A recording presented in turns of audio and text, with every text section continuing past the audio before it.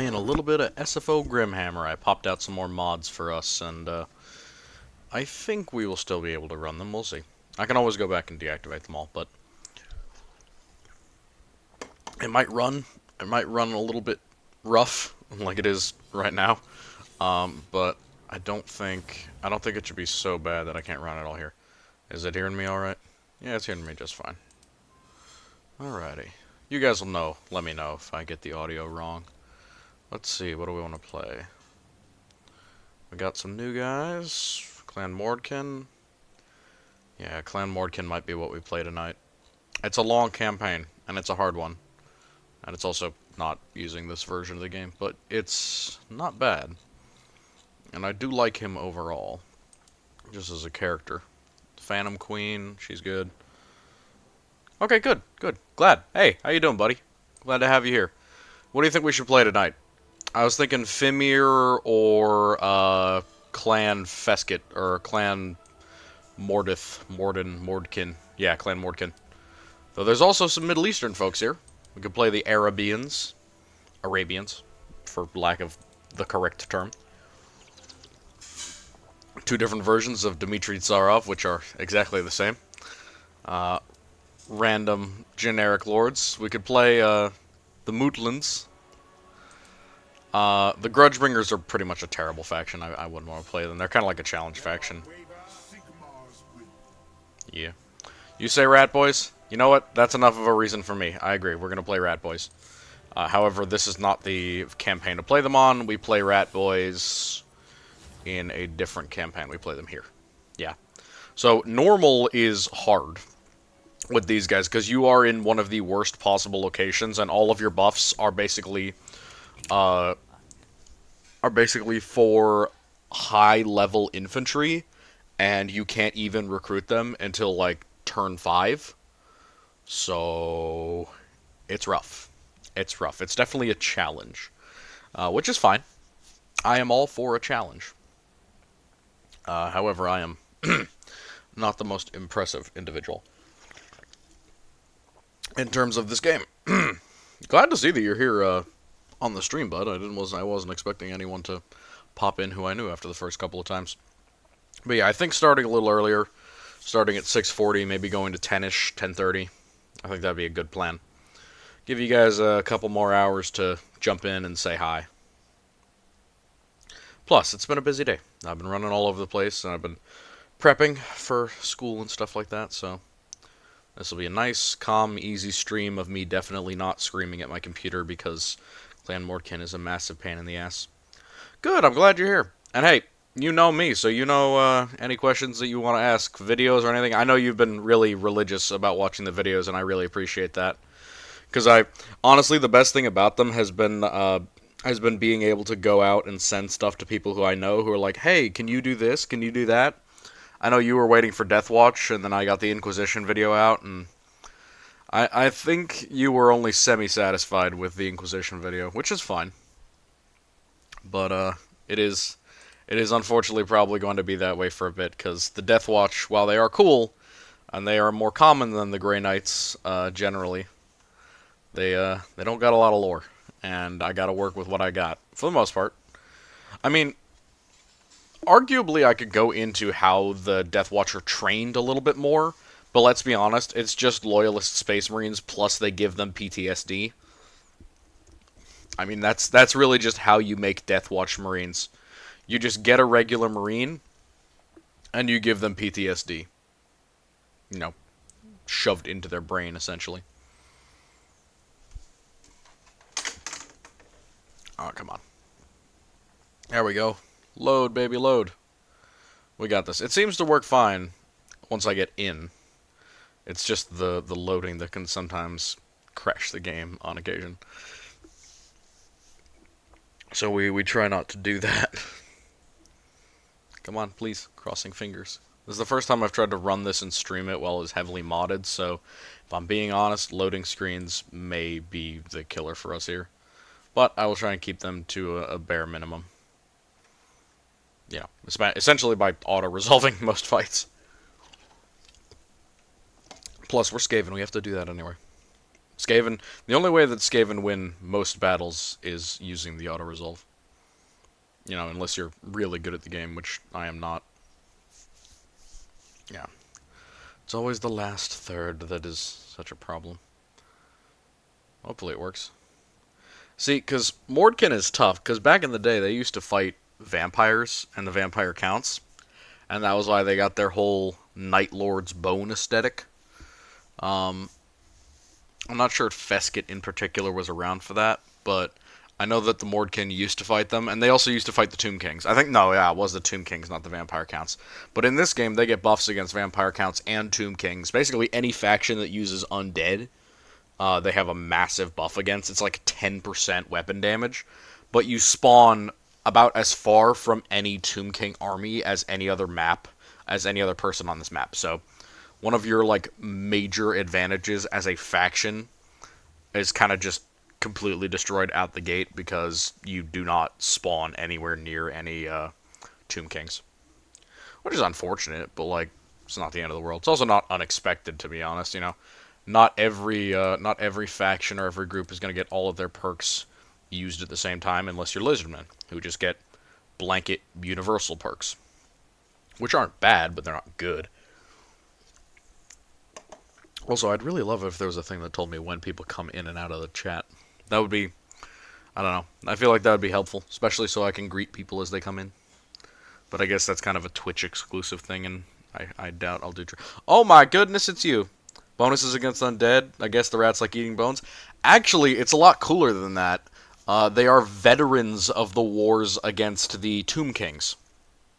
So, literally because of their veterancy, because they are so talented at killing the undead, they actually get buffs against them. And they also get minor buffs against other units because they bedeck themselves in the bones of their enemies, which give them like either a leadership negative or a leadership buff for themselves. But yeah, I like them a lot. And it's just for that reason. It's because in the lore, they have this long history of fighting with the Tomb Kings. And they're kind of back and forth fighting in all these areas. Rats. We are the rats. I'm the giant rat that makes all the rules.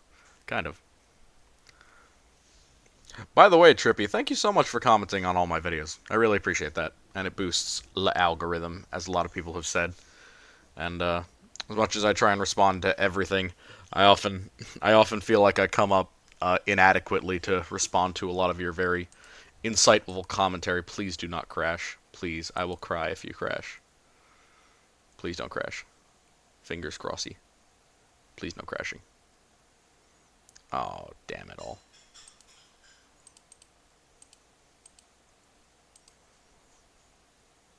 Oh, it 100% crashed. Shit. Wait for the program to respond. We got this. I think we got this. Please pull through. I beg of you. Otherwise, I have to start this again. I don't want to start this again. It's fine. Honestly, it might be better because I have to pop it open with the air anyway. That's fine. Alright. Close it, close it, close it. I'll pop out another tab and do it again. Nope. Okay, come on. Total work. Sorry about that, folks. Sorry. It's being frustrating unnecessarily. Alright. Where were you guys located? I think you were here. Yeah, hopefully it'll load back up, and that'll be fine. We can pop right back on. Maybe I have to disable SFO. I don't think that would be the issue.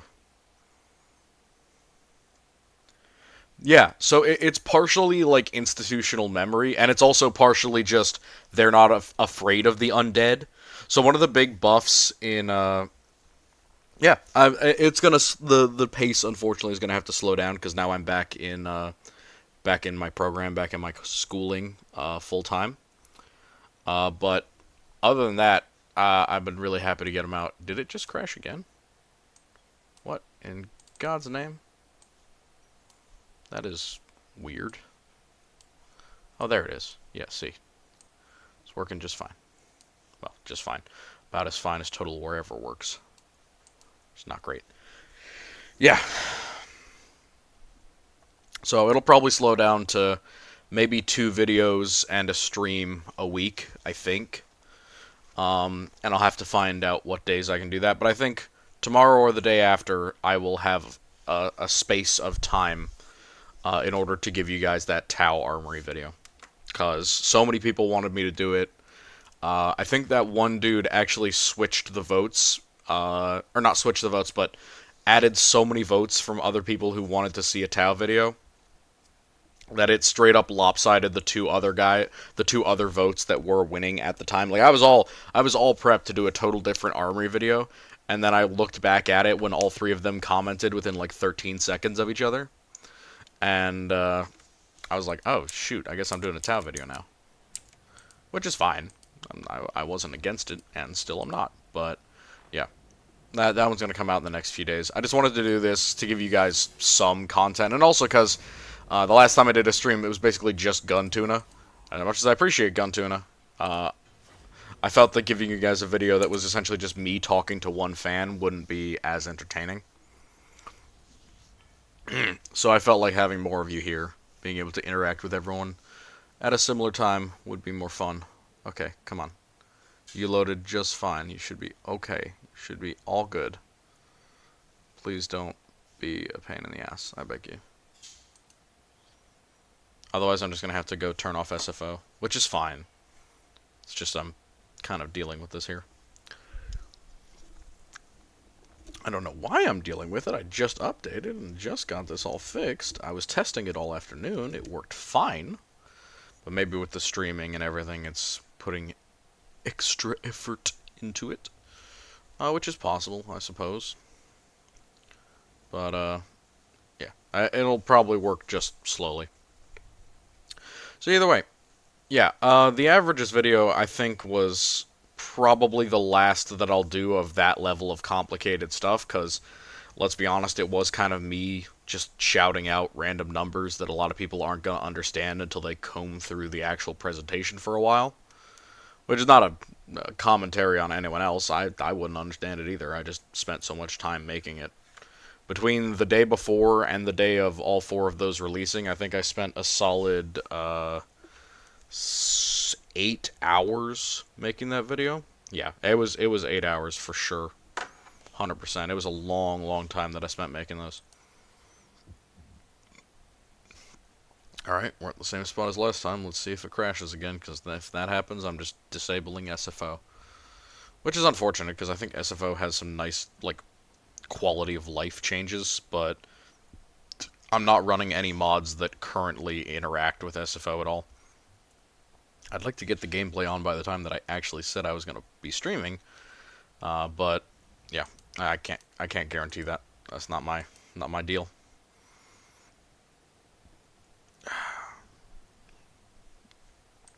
That kind of worked. If I click on and click off, maybe it'll work. Probably not, though. Yeah, probably not. Either way, yeah. Looks like I'm probably going to have to disable SFO. That sucks. We'll see. I'll give it a few more minutes. But if it isn't working by, like, 7-ish, I'm just going to disable mods and play base game again. Because, honestly, base game, still fun. Just runs a little bit better, I suppose. And if even that doesn't work, I guess we're playing Conquest of Empires, because fuck this. Yeah. And the other one, honestly, I didn't get as much feedback on the Psyker video as I thought I would. I was like, oh, I'm making all these crazy claims and calling out all these factions and details and comments that are from different people, and their opinions are definitely going to be affected. And I was like, oh, well, it's definitely going to be this, or it's definitely going to be that. But really, I mean, I've gotten almost no negative feedback on that video whatsoever. Which, yeah, whoopee, good. But honestly, I was kind of expecting it. I was expecting at least that a couple of people were going to have an issue with the Cornate Psyker thing. I really didn't think that was as common of an opinion as it turned out to be. Because, it seemed like after I uploaded it, everyone was like, oh yeah, no, that makes sense. Or at least they didn't have any reason to disagree with my my analysis. And I think that's a good indication of where the hobby's at, because we've gone to the point where we can tell the 40k lore to stick it. which is pretty much my point. I like to tell lore that makes no sense to get stuffed. Not always that that's not that that's always healthy. There are occasional times where I end up making a fool of myself. I noticed I did that with the Eldar video. Um, and that was another important thing. I had to address that because the Eldar and the Wraithbone and all that, I did get that pretty much entirely wrong.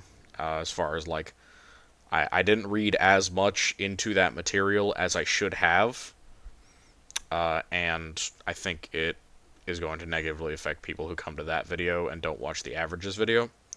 But I did, I don't feel like re-recording that stuff. I just feel like pinning the comment where I was correctly corrected is enough of a adjustment.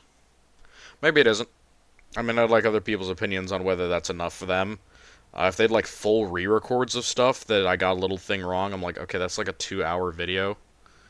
And I'm not, like, I can't edit or nothing. Like, I can't do that. I'm not able to do that all that well or all that easily. So, when people say, like, oh, you should re-record, that's 2 hours or 2 more hours. I have to do a full re-record of the video just to change, like, 5 seconds. That didn't necessarily directly affect it all that much. So, yeah. I feel like that's a little bit much. But, if it's everyone's opinion that I should do that, then I will absolutely do that. Yeah, that's crashing. Alright, well. Yep. Close application, please. Good God. It was working just fine. I just tested it. Maybe something's not working out well. Yes, come on, Microsoft, fix yourself, please. Do. How in the hell does this crash twice in a row? I mean, I was testing it earlier and I was seeing how many times it crashed, and it was quite often. Like, I think between everything it crashed 8 separate times. But that's because I was launching it with all different types of mods installed in different mod packs. I am still going to keep most of the packs, but I'm just going to disable SFO and see if that works. Because if SFO is the problem, which, let's be honest, there's a pretty solid chance that it is, if that's the problem, then this will be easy enough to solve. Hey. Yeah, I have an absolutely insane number of mods, and hopefully one of them will be the problem child. And hopefully it's just SFO, because everything else in here I actually like to play with, and so I don't want to disable all of them, because, well, I like them. I like playing with them. It adjusts a lot of the actual gameplay. Yeah, just disable SFO Grimhammer 2, and then play with Mixus. Because if I don't play Mixus, then there's no point in me playing the game, because I've played almost all of the heroes and all of the legendary lords. So I play Mixus just because Mixus gives me every other lord, and it gives me a bunch of free lords in addition to that. So Mixus in and of itself is like 10 separate DLCs. And then OVN Lost Factions gives me like the rest of the roster. So between Mixus and OVN Lost Factions, I can get a lot of stuff for free, which is nice. So without SFO, I should still have the Rat Boy, which means that we should still be able to play him. But it should run a little bit better and load a little bit easier. And definitely not crash repeatedly, hopefully. At least that's the hope. We are hopeful, because it is 7 o'clock and I should be on with audio. And yep, there's my alarm that tells me to... stream. Thank you. I'm aware. I'm well aware, actually. Okay. Loading?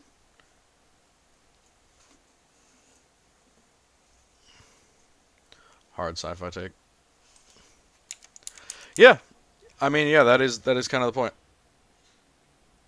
Oh, yeah, no. Total War 2, honestly, with the mod packs that we have, and with the changes that have been made to it, it's like 1,000 times the game that it used to be.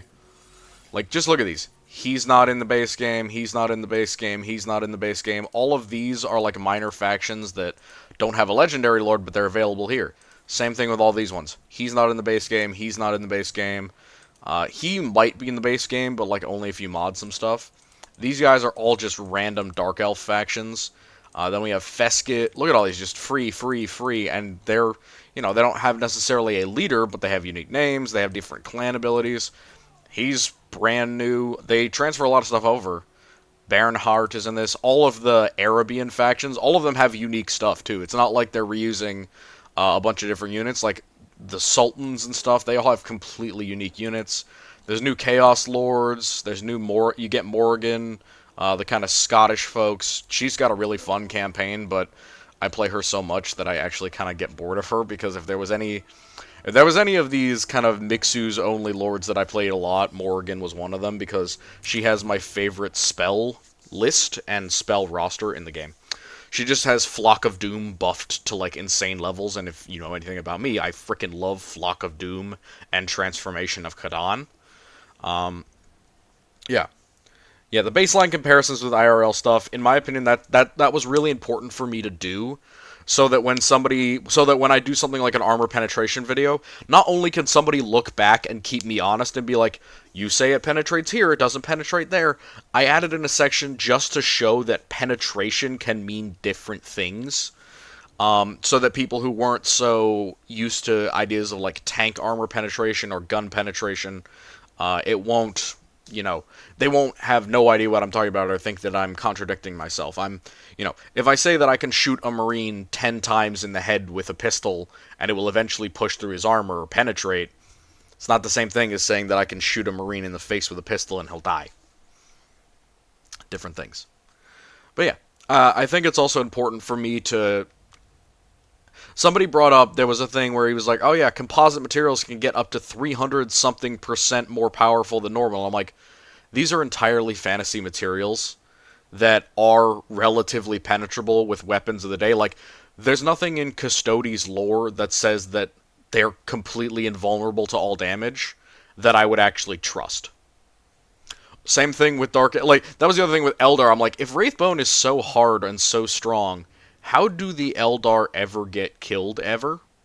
And the answer is pretty much, yeah, it's strong, but not as strong as it claims to be, because the lore on Wraithbone says it's 1,000 times stronger than steel, and it's the same strength as adamantium, or better, but it weighs a third of the weight. And I'm like, okay, you can't have your cake and eat it too. I'll give you hyper lightweight and equivalence to adamantium, but it's not 1,000 times tougher than steel. Second thing, if we're comparing adamantium to steel, holy hell. If that was true, if that was 1,000 times stronger than steel, the Baneblade would literally be invulnerable to any weapons ever, and Titans and Knights would not need to exist, because the Baneblade is literally better armored than they are. Like, that's the funny thing. If that rule, where we pretend that things can be thousands and thousands times more strong than other materials, the Baneblade just becomes the most unkillable vehicle in the entirety of any setting ever. Like, I'm talking takes orbital strikes for breakfast. Because it's 200 millimeters of adamantium and ceramite, which is just hilariously wild.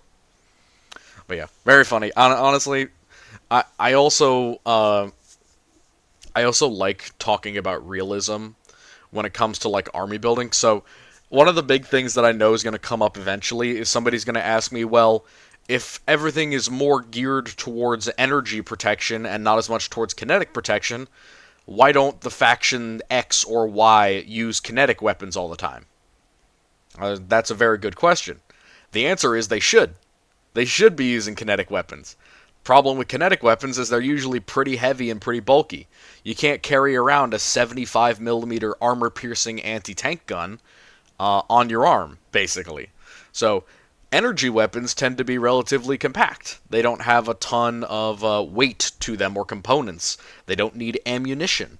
So things like plasma guns and melta guns and even las cannons are lighter and cheaper alternatives, and that's why a lot of the protection in 40k is designed to protect you against them. Yes, you did. We're having some crashing issues with my game here. And if that continues on, I'm going to have to wipe all of my mods and try again. But you are here. You are back. Oh, by the way, if you are a big fan of Rome Total War, I could get that. But the one that I currently have is Shogun. And I'm going to be honest, I'm not very good at Shogun whatsoever. But I do find it fun. And I'd have to reinstall that one, so probably not today. But if this doesn't work, if it crashes again, I'm going to uninstall everything. And then I'm going to try base game again, because at this point, it's ridiculous. Please work. Please work. This is the third time now.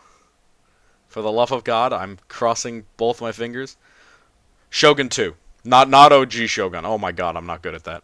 I haven't played that one, but yes, it worked. Yay! Game actually function. Let's go. Let's go. I remembered what faction I'm playing again. Oh, good lord. Okay, so anyone who doesn't know, this is one of the hardest factions to play. Yay. Look, these guys are not fun. They're super, super hardcore. Yeah, Fall of Samurai. Yeah, where you get gunpowder weapons. They're super, super fun. Alright, so there's a couple of options that I can have with this faction. Because the whole point of this faction is for the Saurus to basically curb stomp you. And your entire early game is just based on that idea.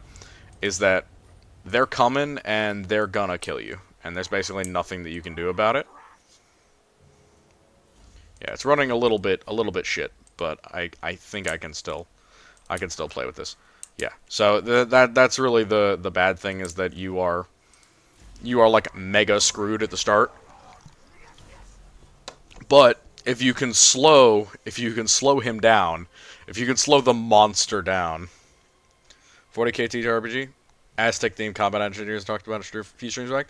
Nice. What's the 40k TTRPG? What's the system? Is it the good old-fashioned one, or is it something new? Okay, Pyrrhic Victory. Okay, we're gonna give this to these guys. Taking it. Yeah, we're gonna loot and occupy this at 3rd level. Yeah, so it's worth going into debt on food for these guys, because you essentially want to get these structures as quickly as possible.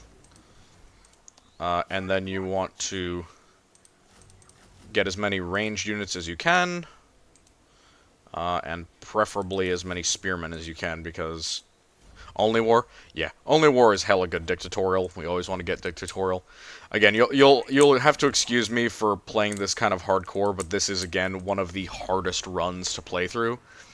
This is where we cross our fingers and really, really, really hope that there's not a really large lizardman army coming to get us. Okay, good. Please, please stay back there in the Temple of Skulls. If you stay there, I can win.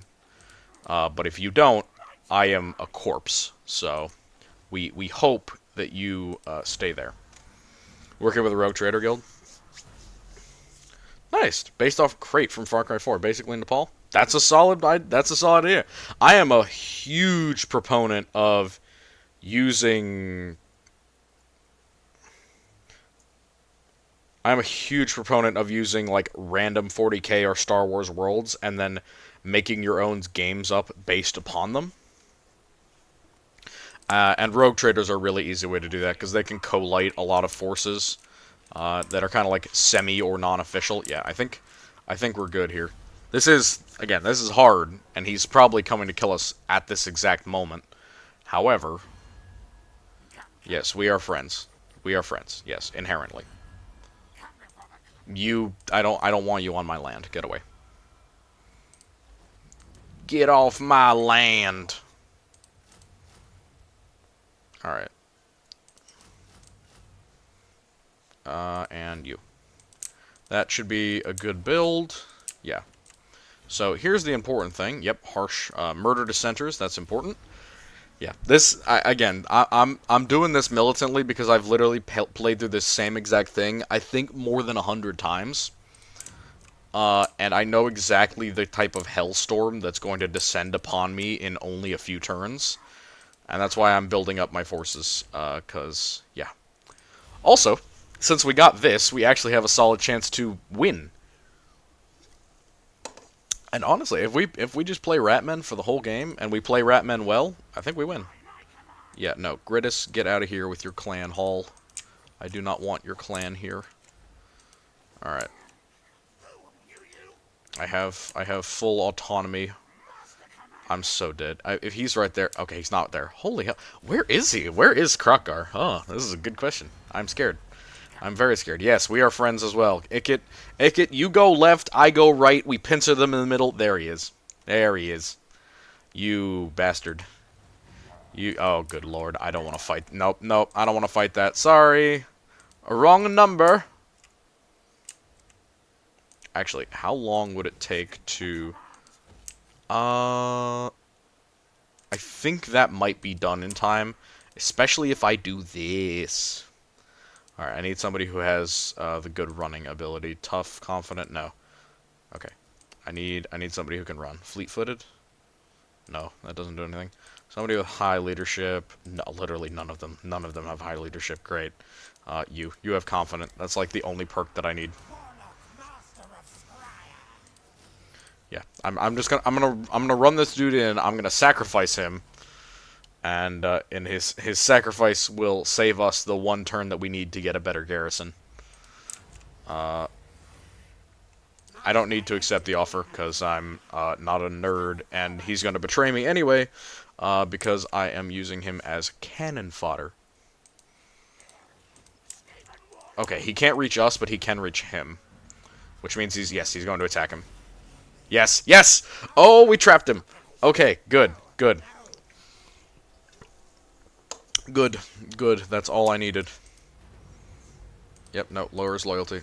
Refuse. Yeah. So, this is the cool thing with Skaven. If we keep him in exactly that place, we will get an actual solid garrison here. Because this has a garrison of 17, which, while not great, is still...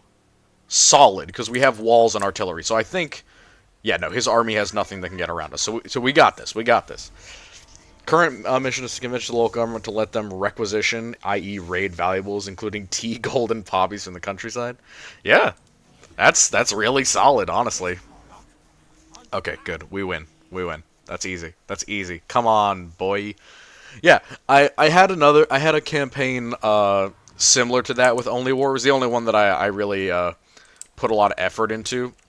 It was on a Forge World that had a Chaos Insurgency at the same time that they had, like, several different external invasions going on. So it was almost like putting a squad of guardsmen through a game of Dawn of War, you know? Can I actually kill him here? I don't know. I don't have terrible units. Close defeat? I'm gonna surround him, and if he runs at us, I think we can beat him without that. But I just want to keep him from requisitioning anything. But yeah, it was called Bellicane because that was the name of the planet that it was on. Yeah, I think I don't want to fight him here. Yeah, checkpoint RP is fun. Even in 40k, it's still very fun. Though I think Arma is one of the things that doesn't translate well to 40k, just because of the mass. You know, you can never get enough people to really play it. The Ignis core does a good job. Honestly, when Ignis did the Blood Pact on YouTube, I was blown away at how good they were doing it. Because it was such an impressive job that they were even able to, like, get people who wanted to. And then the fact that they were doing it with such high fidelity and with all of the, like, uniforms and weapons and stuff matching relatively well, that was absolutely incredible to me. I thought that was an incredible job that they did with that RP.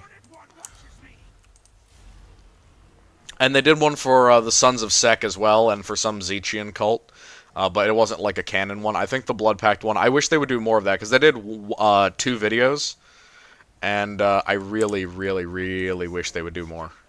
Because honestly, it was... I think it was peak, in my opinion. Alright, we get up more of these. Krokgar is being remarkably passive, which might be a good thing, might be a bad thing. How high is our ambush? Not bad. I forget this isn't the version of the game where you can actually see what your ambush percentage is. Maybe I can afford a second army? Maybe. Alright. Do I have any decent leadership units? No. No. Wow, I don't even have one. I don't even have one that has an 8 leadership. So, literally not even one of my units has mid leadership. That's hilarious. Alright. Now we just do a funny carrot and stick. And we get him stuck between our 2 different units. And Serpent Coast is ours with hopefully very, very few casualties. I couldn't imagine, yeah. Decisive victory, low casualties. Loot and occupy. Tail weapon. Yeah.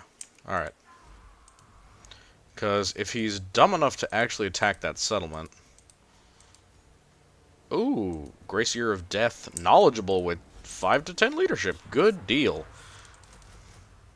Good deal. I will take that deal.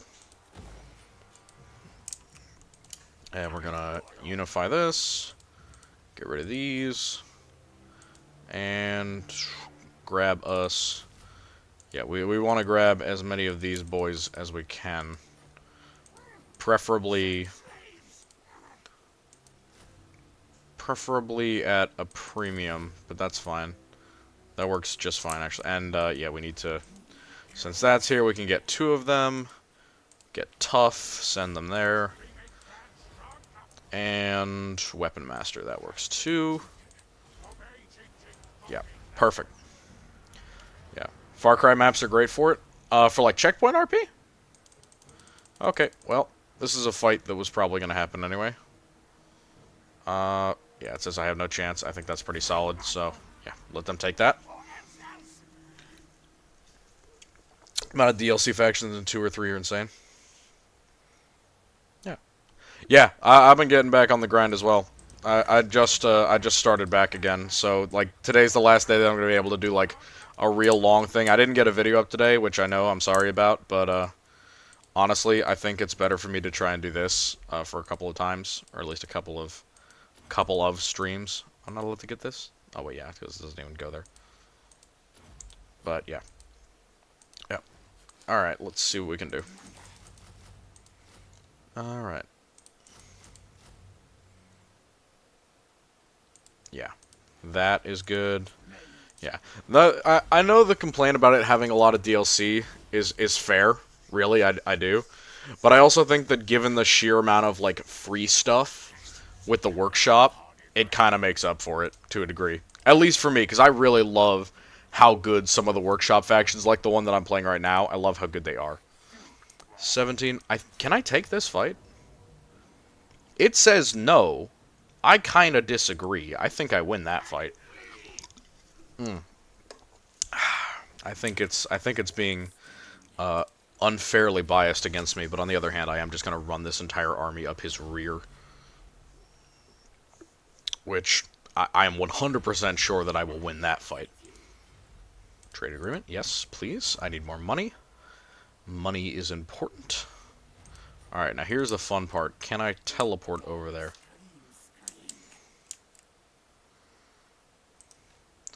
I don't think he's only going to attack after 3 rounds. Which gives me a pretty solid reason to do this. And then next turn I teleport over to him. Oh, he's going to do it anyway. Oh my goodness, where did that second army come from? Okay, well, here comes the hard part, folks.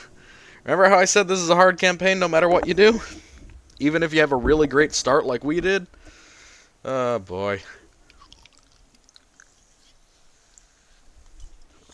This is just tough in general. I'm wondering, how many people watched all 3 of the videos? You know, not that day, obviously. You couldn't have watched all of them in one day. I released them all within like 15 minutes of each other, and it was like, I don't know, 8 o'clock by the time I was done. But how many of you have watched, like, at least one of the averages videos? Because that was the one that I was really concerned about. I was like, I don't know if that one's going to get as much traction.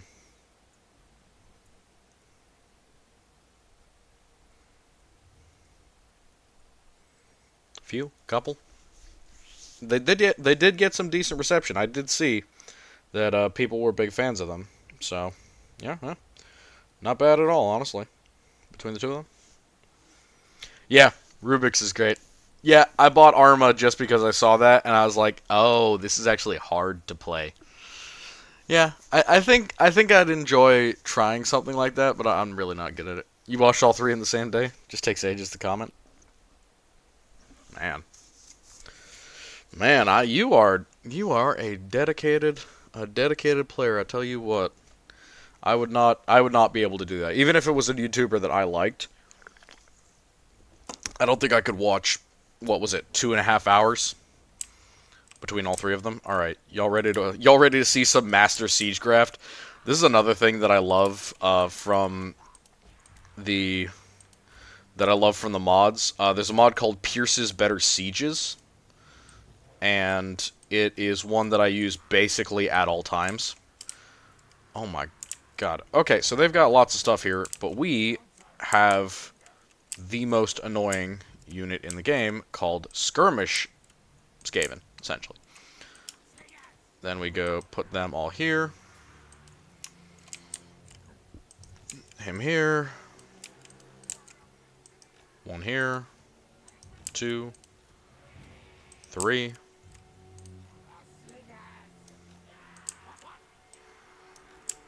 Them here. And then we prep this here and go 1, 2, 3. And then over here we place 1 here to protect the gate, 1 here to protect the gate, and artillery right here. Because we want our artillery to be able to knock out some of, if not all of, their towers. Skaven, that doesn't mean with the Empire as masters in Siegecraft. Actually, one of the... So, I have a... I hate to brag about this, but I have a nickname amongst my RPG friends. They refer to me as Discount Perturabo, because they know that if they want me to participate in, like, a game of D&D or a game of whatever it is, all that they have to do is say that there's a siege involved, and I will immediately be there. Like, why didn't you tell me that there was a siege involved? Of course I'll be part of a siege. And that's been a consistent thing. I love sieges. I love sieges. I love great defenses. I love war. I love war in all of its formations. I like siege lines and battle tactics. The masculine urge to be part of a great and glorious combat is strong within me. Very strong. I don't know if anyone's gonna get that reference, but it's a good one. Is an Iron Warrior confirmed? No, I'm a Night Lord. Definitely a Night Lord. Definitely 100%. Montana Max moment. Thank you. Yes. As the Helsing abridged Colonel. That is such a good YouTube channel. I love that dude. All right, can I? Yes, I can. So I once knew, as Gandalf said, every spell in the languages of orcs and men. So let's see if I can hit that siege tower with a lightning bolt. It was a little bit off. I was close. Close. So this is also one of the ones that I have to play a little slow, so that I can micro correctly, and hey, at least it's kind of partially hitting other units. Not bad. Yeah, so we're probably going to lose this, but that's actually just fine. Because the point is not to win. That's an important thing. The point is not to win. The point is to cripple all of the lizardmen. And if we can cripple them, we can beat them later. And you are going to fire on this tower or this tower, whichever one is closer. Yeah. Economics or engineering? Yeah, those are big ones as well, but it's just become kind of a meme amongst my group. Yeah. Rogue traders, they are a really important part of the economy in 40k, but I actually enjoy using independent traders that aren't rogue. Just kind of like, contract freighters. Dudes who basically go from one place to another. Like, if you ever read the Halo books, you remember during the early days of Reach, or the early part of the Reach books, or sorry, no, not reach. During Contact Harvest, there's a kind of just generic trade ship that's traveling in real space, no slip space or anything. And he's in like a pod vehicle, and that's what gets attacked. Like that's the first contact with the Covenant is this random like civilian tradesman. I love that idea in 40K. I love the idea that you could just have some random civilian who's just like, "What? You're telling me there's Eldar aboard? Time to kill them all with my shotgun and my powers of deduction." That's unfortunate. Well, we didn't get a perfect one there because he ran in the wrong direction, but that is okay. All right. Alright, there's lightning there. There's lightning there. Lightning works just fine. Matter of fact, lightning is pretty darn good at doing its job. Yeah, we are definitely losing. But lightning. What? I thought lightning hurt those. Damn. I've been wasting a lot of winds of magic. Uh-oh. That's not good. Yeah. You're still aiming at them, right? Yep. You're still aiming at that one. Good. We gotta double check every now and then because sometimes they are really, really stupid and they don't understand where to fire. Yeah, we're losing this one, folks. I'm sorry to say, but we had him in the first half. Maybe you'll even get a second campaign out of me tonight because we're definitely not making this one. I promise you that. Oh goodness. Just having to speed it up a bit. All right, you can now start firing at Source Warriors. That is now an acceptable thing for you to do. Yeah. This one was just rough. Just too rough. Yep, you're going here. You smack them with that. You smack them with that. Lightning is important on structures. Alright, you go kill them. Beat them to death with hammers.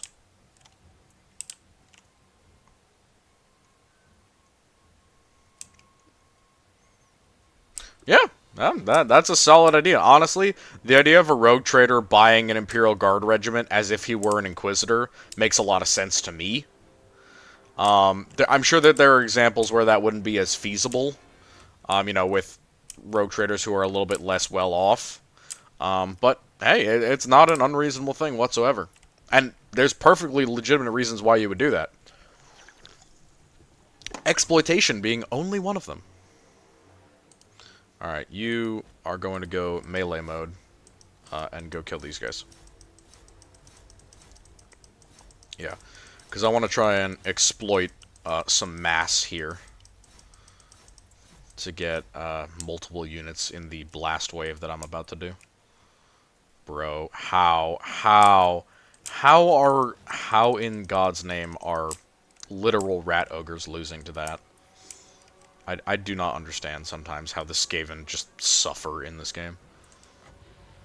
Rat ogres are supposed to be elite anti-tier 1 infantry killers, and yet Saurus spears can just absolutely run train on them. Somehow. Yeah, attract everyone, and then sewer slide Blom. Alakazam, motherfucker. Come on. Alakazam! Kalazadam. Alright, there we go. That worked. Alright, go get him.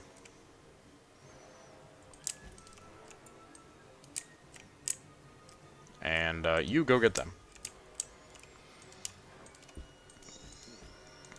Far off mining colony. Yeah.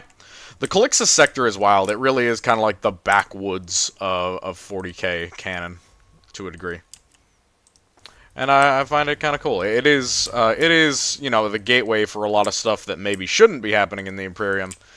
But at the same time, it's like, oh, well, it's way out in the sticks, in the boonies, you know, so who's really going to care? Which I think is a mentality that we should bring to more 40k stuff. Who's really going to care? Because, let's be honest, the Administratum has way, way, way too much on its plate to care about every little planet in the Imperium.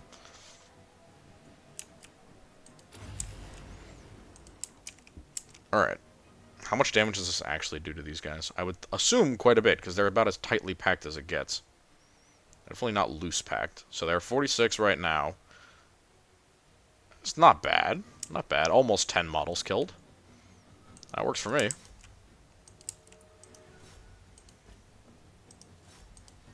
Yeah, you kill them. See, this thing is holding up just fine, because it's a literal hell pit abomination, and it's about as solid as you need in terms of a defensive unit. Yeah, you need to kill them.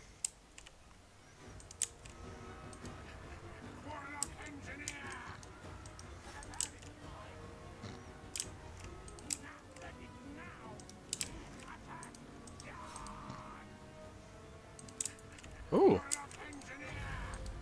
Nope, you're getting absolutely gaggle-striked. Warp lightning! Gotta love warp lightning.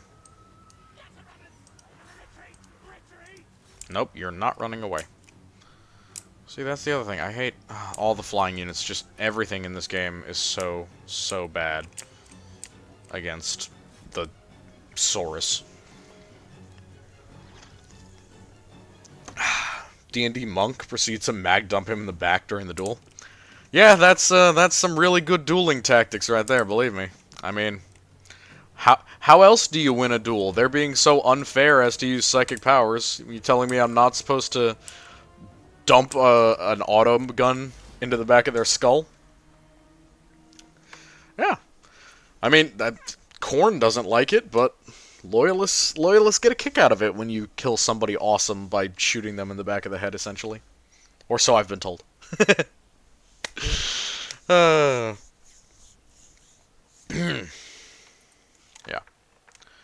I wonder, because there's a couple of people who I know who I wanted to just discuss with, but I think, did you guys get the little post that said when we were going to be streaming? I wonder, because I feel like it goes by on a lot of people, but I wanted to give people a heads up on it. Also, there was another thing I didn't mention in the Psyker video, but with the whole physicality thing, where humans can get as buff as they want using psychic powers, but Eldar can't, or at least that's the theory why the Eldar can't. I have different theories as to why that is, or maybe it's the doctrine on why Eldar can't, but I disagree with it, at least a little bit. Yep. Overcharged lasgun unloaded. Overcharged lasgun is a based way to kill someone, I'm gonna be honest. I am a trad lasgun enjoyer. Krokgar is literally the most vulnerable thing ever. But yeah, I was thinking about, like, could you get a psyker who's just so insanely roided out, who uses psychic powers as their like modus operandi for getting stronger? Because Khorne doesn't mind you using psychic powers if it's in, like, good old-fashioned kinetic ways, like making you swing harder, or empowering force weapons, or blasting people with lightning. You know, as long as you're physically fighting them. It's not like, oh, I'm going to blast you with lightning because I can't fight you. No, it's like, we're in a duel and I'm going to blast you with lightning. Because that's a thing that I can do because I'm so strict. But yeah, I was thinking, like, could you get a psyker who's just insanely well built, and they used psychic powers to essentially buff themselves? Quite literally, like, physically make themselves stronger? I don't know. It seems interesting. And it seems like something that would definitely appeal to a lot of Khornate folks. Yep, that's gone. Alright. You need to run.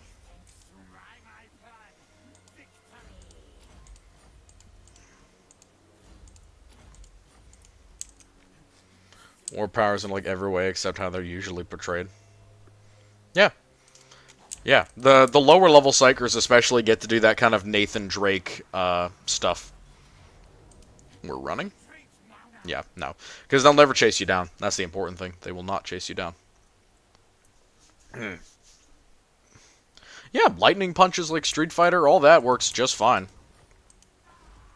And as a matter of fact, I often think that's a way better way of portraying psychic powers, because it is supposed to be part of your physical ability. Alright, you to you, all going there. You're going here, because I want you to slow him down, please. Yep, we're just gonna max out the sheer amount of Skaven that we have available. Yeah, Pestilence to deal with reptiles. I agree. Unfortunately, we do not have Pestilence with us.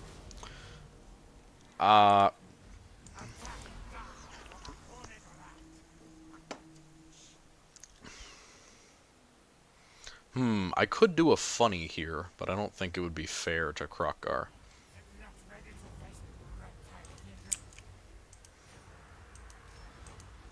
Alright. I could just do this. And take the Serpent Coast for free. However... Yeah, so this is Valiant Defeat. I'm gonna give him a charge bonus. Oh, man. See, I don't agree with that. I think... Is there any version of this that says we do well? Oh, man, that's insanely unfair. I think if we get a bigger army down here, and then we call him back, I think we'll be much better off. Alright. Yeah, we just need more Skaven. We just need more Skaven.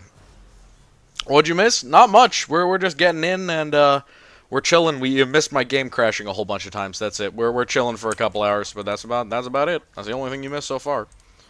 Oh, and I was asking a bunch of pointless questions about video analytics because I was interested in who was watching what and when. Because I find a lot of that stuff kind of fun. Okay, dude, you're beyond useless to me at the moment.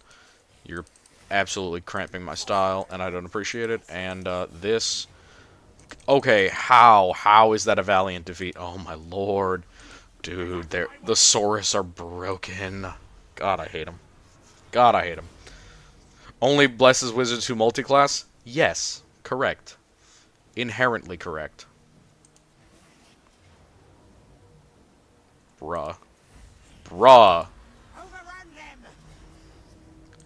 Alright, well, if this is what we have to fight with against that, I'll do it. I will kill your ass. Alright. Notable one of your favorite moments? Powerful Luck Vampire Psyker. Team proceeded to get him out in the open, long range, test his might against the las cannon. He lost. Yeah, just get sniped. When I was playing through Black Crusade, we had basically a group of 6 at the beginning, and it was 1 Word Bearer, 1,000 Sun Sorcerer, 1 Heretic, me who was a Blood Pact Trooper, so a, like, veteran, and then 1 World Eater Berserker. And we had such an insane fight within, like, the first round that, because we had never really learned how to play, like, we were all brand new to the system, had no idea how it worked. It was, like, this absolutely wild battle in, like, the middle of a hive fight. And we had to, like, we actually wrote it down play for play, just so that we could kind of get to it later, but it was an awesome battle. And what ended up happening was the Psyker ended up picking me, the veteran, up, and carrying me to, like, another war zone. Because I was the only one who had, like, a heavy ranged weapon. I had a 15mm MG-141, and that was my main weapon. All right, we're gonna move these guys back. Move these guys here.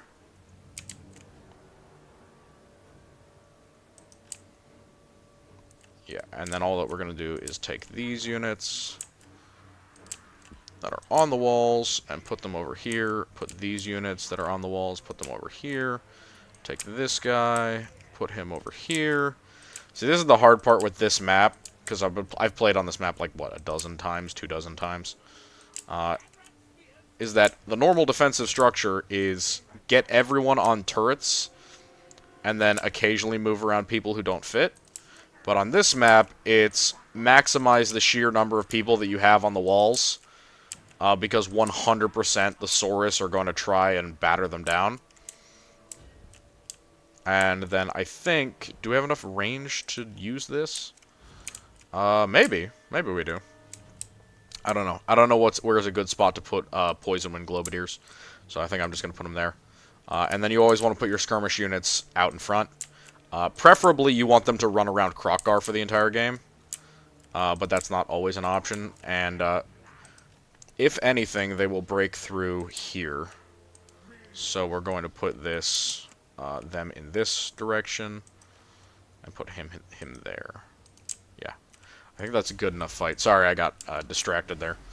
Yeah. This is the best possible situation.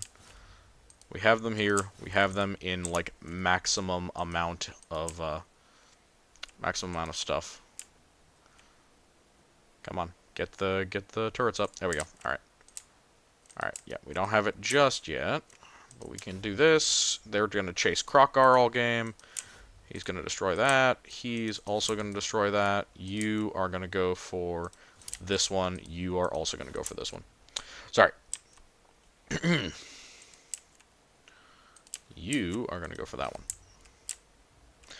one. Also learned about something very fun last time. Players all have 2 degrees. 2 in engineering, 1 chemist, and a psych major.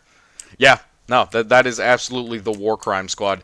You want to get people with overlapping specialties. Picking degrees is like picking, you know, a party in an RPG. You don't want to have somebody who's a good chemist if you also don't have a good psychologist.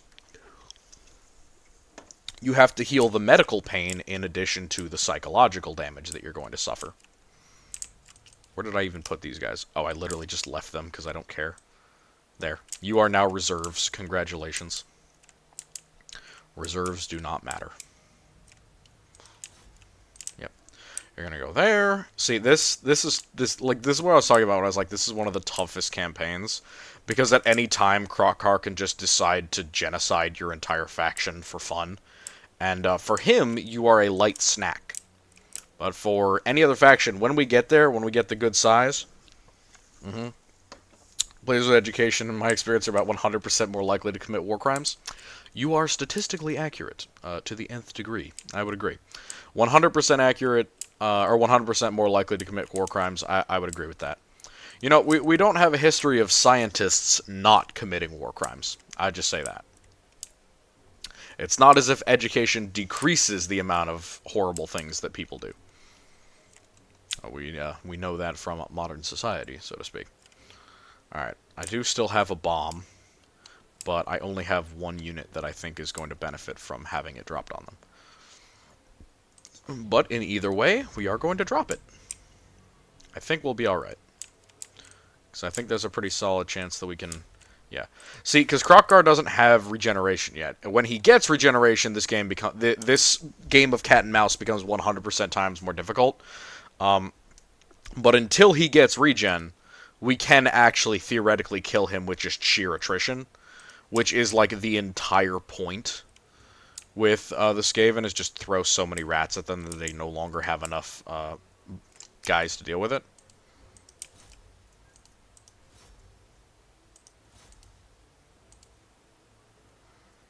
Oh man, this is tough. This is tough.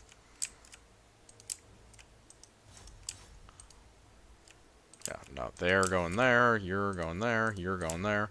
See, we need to focus again, because this has become much more difficult once more. Gosh darn it. Are they still within range? Nope, they're not going to be. Darn. Darn! Shoot. Shoot. That is not what I wanted. That is not what I wanted at all. That is frustrating. It's okay, though. We have enough units. That's the positive thing, is that we have enough units and we have enough range to deal with all of them.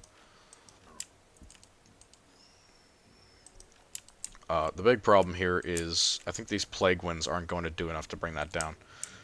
Pertinent to the game, how durable are Valkyries and Sky Talons? Would quad 20mm take them down?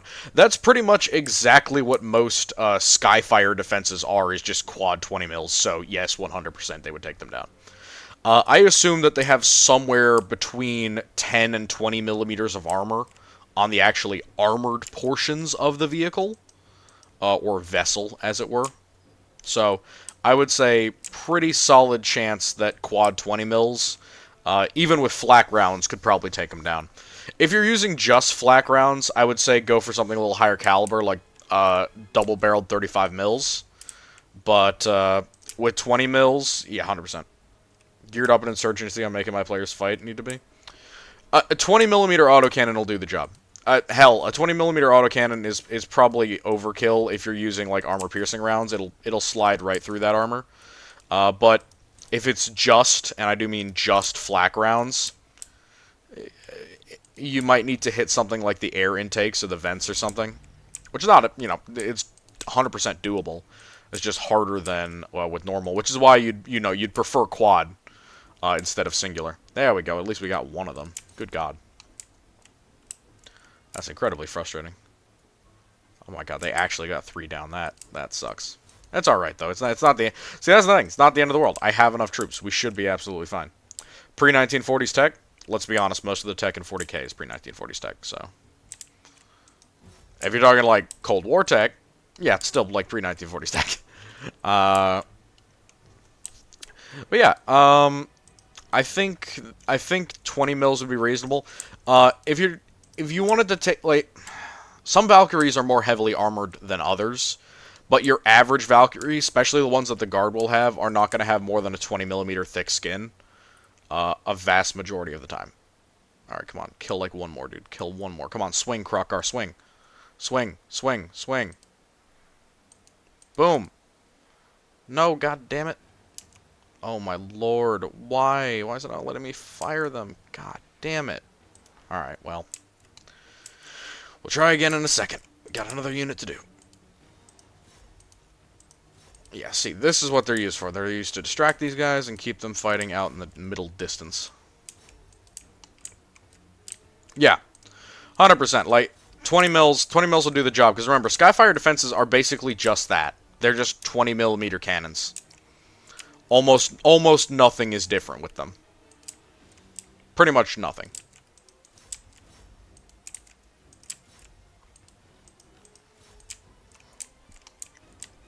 But they are quad-barreled, so like you'll have a lot more firepower per battery, so to speak.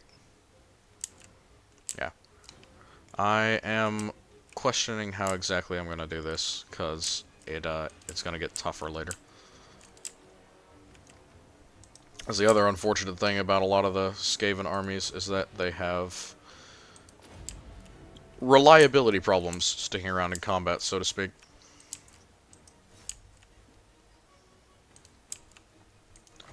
Okay, can you stay there?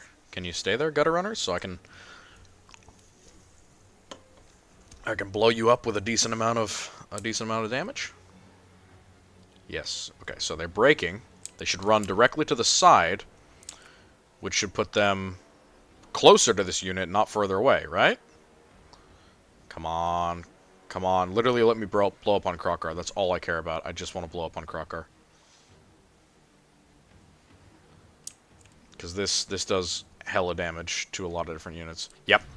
Boom, boom, boom, boom, boom, boom, boom, boom, boom. Give him the boom. Yes! That's perfect. That's literally all I needed. Absolutely perfect. Yeah, I think we win this one, because that's enough, and then we have all of these like fronts contained. As long as we contain them, when they breach the gate, it won't matter nearly as much. Yeah. One of my units to use all of its ammo? I don't care. It's not. Trust me, that's not important. I sent them into melee for a reason.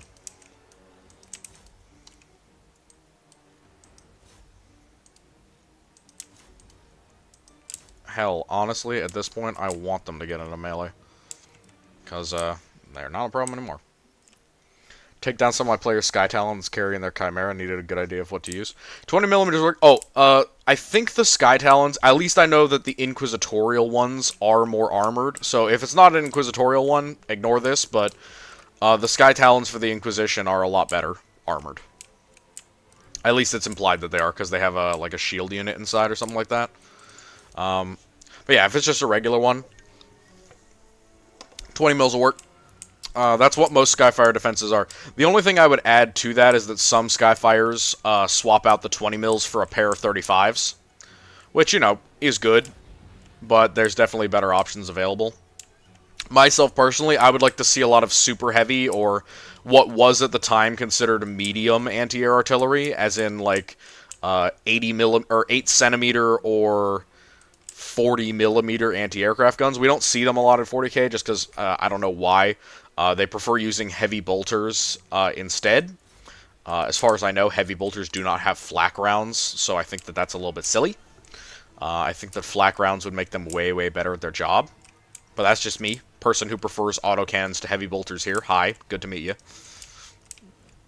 I hope you didn't get it from the sheer amount of love that I give autocannons in all of my videos. I'm not biased, I just prefer them. Typical guard aircraft. Ooh! So let's say, yeah, some good Vietnam stuff. That's gonna be fun. That's gonna be fun. I envy your players.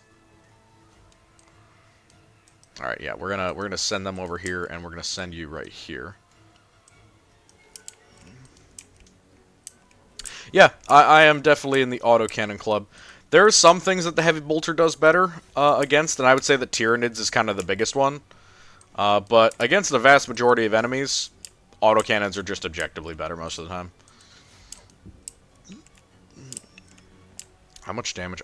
Yeah, I think we're solidly winning this. Because we have the artillery advantage, and we have a massive, massive core of hitters on our side. See, this is what I hate about Source. They'll have, like, one unit of one individual dude. This is an entire unit. This one man could capture my entire base and win the game for them, because Source have stupid leadership. He's not like he's barely even losing leadership, and that's only because he's getting shot at. That is the most insane thing in this entire game, is that is what could theoretically lose me the game. For real. It's such a joke. The entire, like, Lizardman faction is just hilariously OP. Yeah, no, I'm going to keep that last unit of pop-up boys, just in case. Because I think there's a solid chance that I will need to use them. Yeah, no, kill him. Kill that one literal dude. Yep, there you go, he's dead. And you attack him. Krokgar is going to mess with these guys, and I'm going to send him another unit in like 30 seconds. Introduce you to your most cursed D&D creation. D&D setting that's made up to be the 1930s. Made something terrible. Democratic Peoples of Kabaldistan. Kabaldistan. Well, I am an honorary member of Pakistan, so I can understand the need to make a setting of that type. However, yes, that is horrible, and I feel sullied by hearing that. Thank you. I appreciate it. Truly. Pakistan.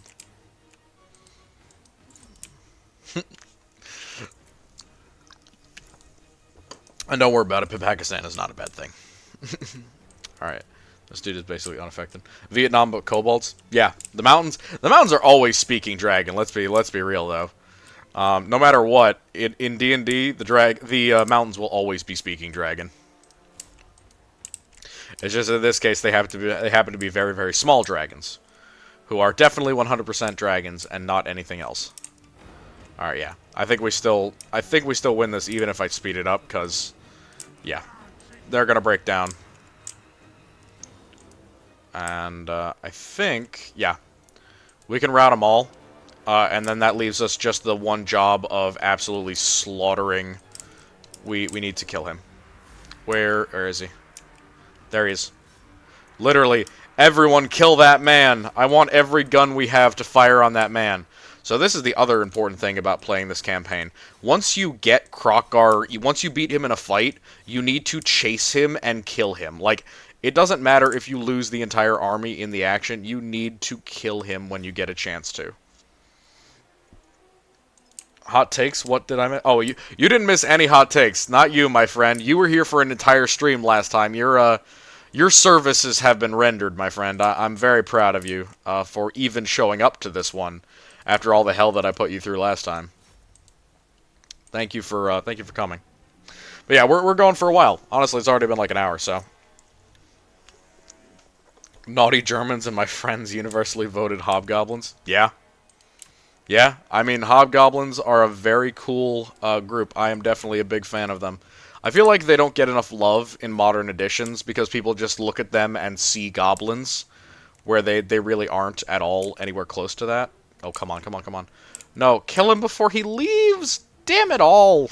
Okay, well, at least I beat him. At least I beat the son of a bitch. Look at that, dude. They fought until the last 100 men.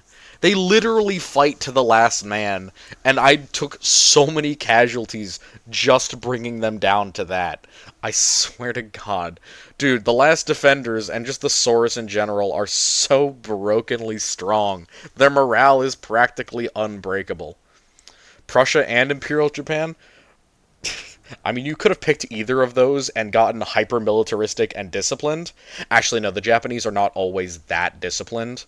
It's just in certain circumstances they can be. So I suppose you take the discipline of Prussia, you take the hyper-militarism of Imperial Japan. Yeah, I could see that. I could see that being a thing you'd go through and do. Alright, thank God.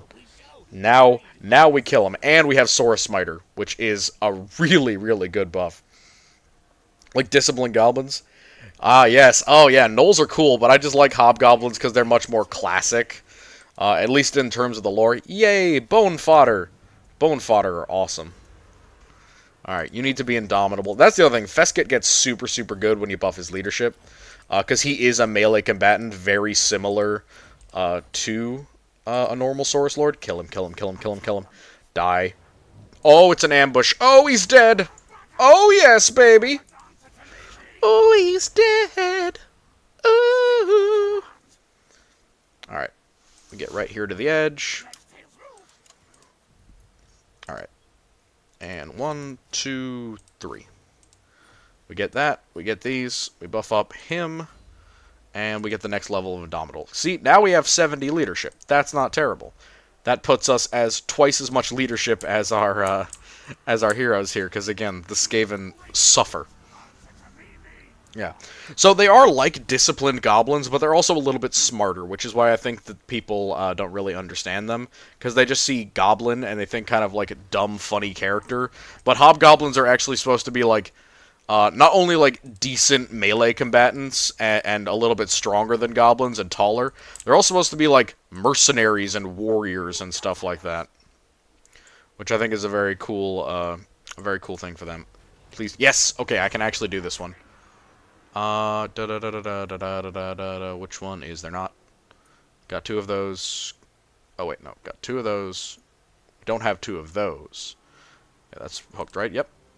Warpstone and Treasury. Ooh, and a Warpstone condenser. That's nice. I don't have any wizards in my army, but if I did... Alright, 14. I think I can still siege them out, but we'll have to see. Oh, man, that's a lot of units. See, I think that might be a 20 stack, in which case we might be out of luck. But, if we aren't out of luck... Alright, please not have this be anything but a close defeat. Oh, shit. Oh, shit. Okay, well.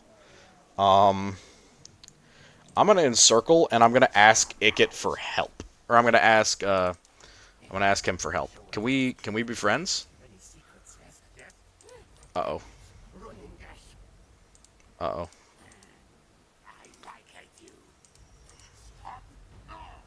Oh no. Oh no. I think we're gonna have to leave. That sucks. Alright, well. That's fine. I'm not fighting this fight. 100% no. Because I'm gonna lose. Okay. Out of here. Creativity of backstabbing nature of goblins, but with none of the cowardice and are much bigger. True embodiment of brutal but cunning. Yeah, but I also remember one of the big things with them was that they could be like mercenaries. And they had the understanding of like, oh, I can make money by fighting people? I don't have to just be like a meat-headed barbarian. And I like that, because even though they weren't like wizard smart, they were at least decently understanding of what was going on in the world, and they could do a lot more in terms of the story than a goblin could. Nowadays, honestly, goblins aren't that bad as a race to pick, because they've made them really cool, and they're kind of meme characters like gnomes used to be. Because now gnomes are pretty legit, honestly, as a pick. Especially if you're playing like a wizard, gnomes are not a bad pick at all. But back in the day, they used to be a lot more like meme-y. And, you know, theoretically, if you pick like one of the crazy tech gnomes, they're still kind of funny. But yeah. Disposed towards the military lifestyle, figured there'd always be a need for soldiers. Yeah. Which is a little bit like how it was for Warhammer Fantasy, but not exactly the same. Oh yeah, that's the other thing. I will never get enough food, so I think I'm just gonna increase my growth. What's my growth rate at? It's low. It's not good. Alright, 27.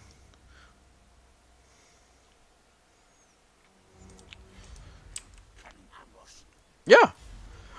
Oh, dude, we're talking whatever you want. Like, if you guys want to ask video questions, if you want to ask me lore questions, if you want to ask whatever you want. But I will gladly talk about D&D, guns, history, modern history, military stuff, whatever you guys want. I'm just here so that you can ask the disembodied voice that you hear in the videos whatever questions you'd like to ask it. Honestly, that is my entire point for doing these, just for fun. For you guys, really, so that you guys can ask questions or request stuff.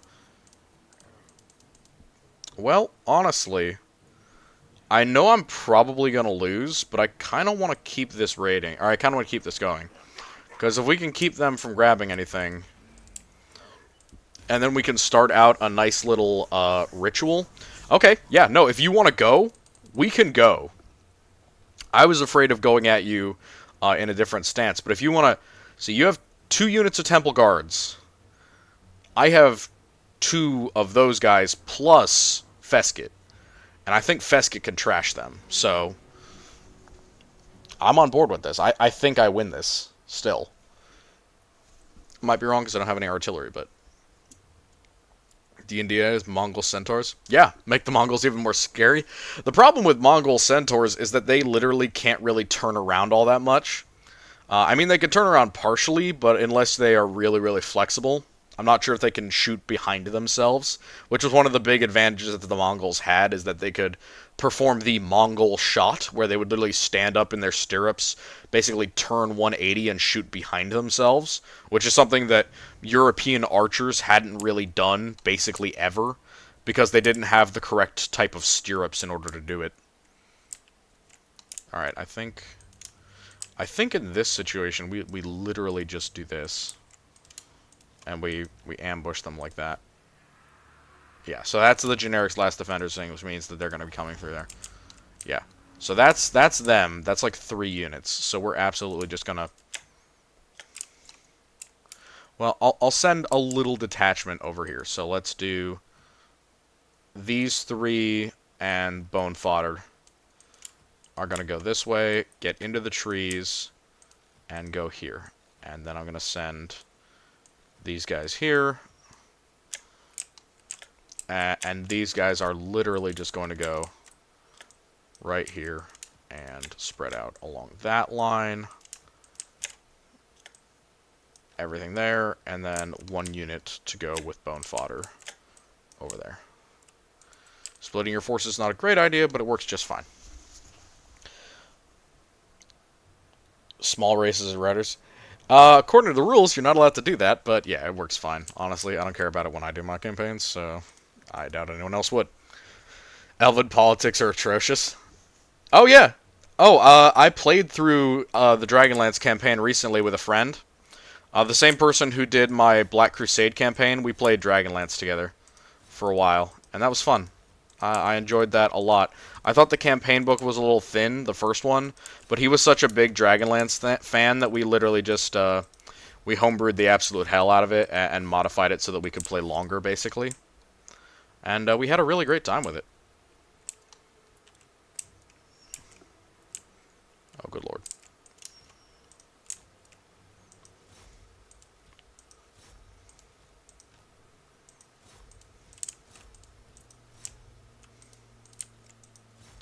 Oh boy, this is not good. Not heard of Dragonlance? It's not exactly the same. It's not quite elven politics in Dragonlance. It's a lot more apocalyptic stuff going on, like, all the time. It's like, can this continent get a break with the literal apocalypses every other week? No. It never gets a break. Everything has to be falling apart at all times. No to riding centaurs for balance, but balance is lame. You want to know what? I think if you're going to play a game where you're allowed to ride centaurs with other races, you should make it so that centaurs aren't allowed to climb ladders. That would be my solution. If you're going to make it so that you as a centaur player get to have other people ride on your back and get mounted for cheap or for free, you're not allowed to climb ladders anymore. That's it. That's the deal. That's what I would pitch to my players, who would then promptly yell at me for being a bad DM.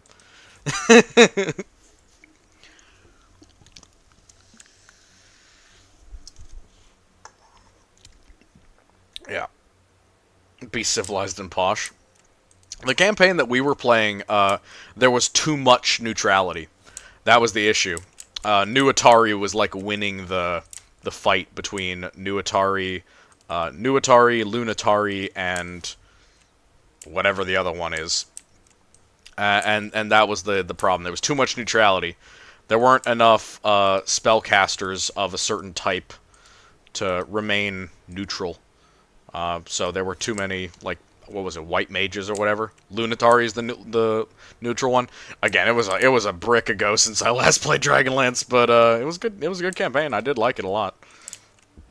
All right, Feskett, do your thing, man. I know you got this.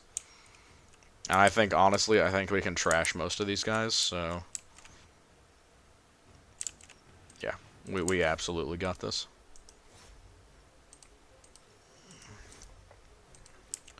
We just have to keep it going and continue spawning more units. Because these Temple Guard are the only danger, and they are surrounded and getting absolutely pounded all the time. Yeah. Yeah. The end fight for that campaign was pretty